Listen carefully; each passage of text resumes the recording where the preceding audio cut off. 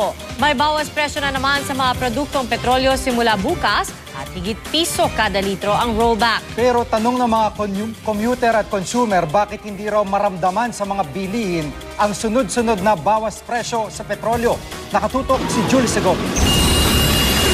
Simula mamayang hating gabi at bukas ng alas 6 ng umaga, magbabawas presyo sa kanilang produktong petrolyo ang ilang oil companies. 1 peso and 70 centavos ang rollback sa gasolina, 150 sa litro ng diesel, at 1 peso and 60 centavos naman sa kerosene. Pag nagbaba, salamat. Pagka nagtaas, sakit sa loob, sakit na naman sa bulsa. Okay ang pagbaba niya. Sana naman ang bilihin bumaba rin. Sa datos ng Department of Energy, umabot sa halos 15 pesos ang kabuang tapyas presyo sa kada litro ng gasolina at diesel noong isang taon. Sa kabila nito, ang grupong United Filipino Consumers and Commuters nagngingit-ngit dahil hindi naman daw nararamdaman sa presyo ng mga bilihin ang mga rollback sa petrolyo. Ito yung pagkakataon ng ating pamahalaan.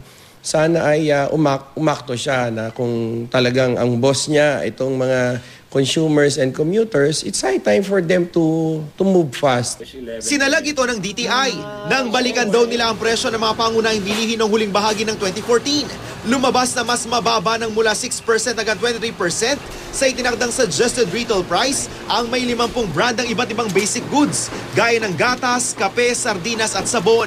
Katumbas ito ng 5 centavos hanggang halos 4 na pisong tapyas presyo kada produkto. Monitor prevailing prices ng basic goods bumababa din po, reflective or mirroring yung pagbaba sa presyo ng diesel at gasoline.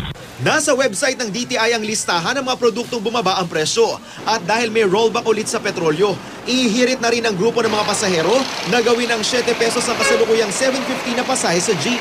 Dapat na rin daw sumunod sa fare rollback ang iba pang mga pampublikong sasakyan gaya ng bus at taxi. Julio Segovia, Nakatutok, 24 Oras.